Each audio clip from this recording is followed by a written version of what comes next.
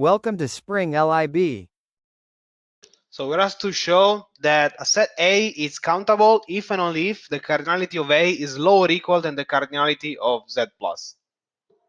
Now here we have a double implication, so if and only if. So if we want to show that, we need to prove both directions. So we have to split the proof into two cases. So the first part of the proof is showing that if A is countable, then the cardinality of A is lower or equal than the cardinality of Z plus. So we need to use the hypothesis that A is countable. But that means by definition of countable that there exists a map F that goes from A to Z plus, which is bijective. That's literally the definition of being countable. But F being a bijection is also an injection, because remember that bijective is a function which is injective and surjective, but in particular here F is also injective. And so by definition, the cardinality of A is lower or equal than the cardinality of Z plus. So from the left-hand side follows the right-hand side. Now we need to show the other way around. So we need to assume that the cardinality of A is lower or equal than the cardinality of Z, and we want to show that A is countable. So we start by assuming that the cardinality of A is lower or equal than the cardinality of Z plus, and we see what happens. So this is by definition, there exists a map F from A to Z plus, which is injective.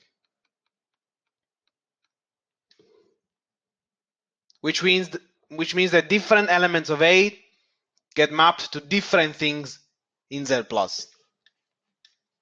So now we split into two cases. So the image of F can be either bounded or unbounded. If it's bounded, it means that there's going to be a maximal element. So let's say that all the elements of A get mapped into numbers Z plus, and the maximum number reached is some big number, 1,000 for instance. Because F is injective, we know that A must be finite. Because if A were infinite, then mapping it injectively would cover an infinite part of Z plus and not just a finite part.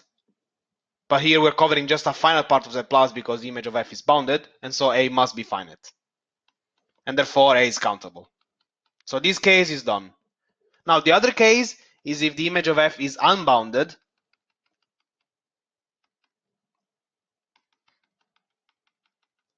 That means that A is infinite. Because we're taking things from A and mapping them into Z plus via F. But we can go as high as we want, so there must be the demand. That means that there's an infinite supply of elements in A to go up in Z plus. So A must be an infinite set. But now we know that Z plus is the smallest infinite set with respect to the cardinality. So the cardinality of Z plus is the smallest cardinality possible. And since A is infinite, it means that, well, its cardinality must be greater or equal than the cardinality of Z, because Z has the smallest possible cardinality between the infinite sets. But now we have that the cardinality of A is both greater or equal and lower or equal than the cardinality of Z. And that means that by Schroeder-Bernstein, the cardinality of A is equal to the cardinality of Z plus, which is a definition of A being countable. Okay, and this again finishes the other part of the proof, and the two parts of the proof together show the result that we wanted.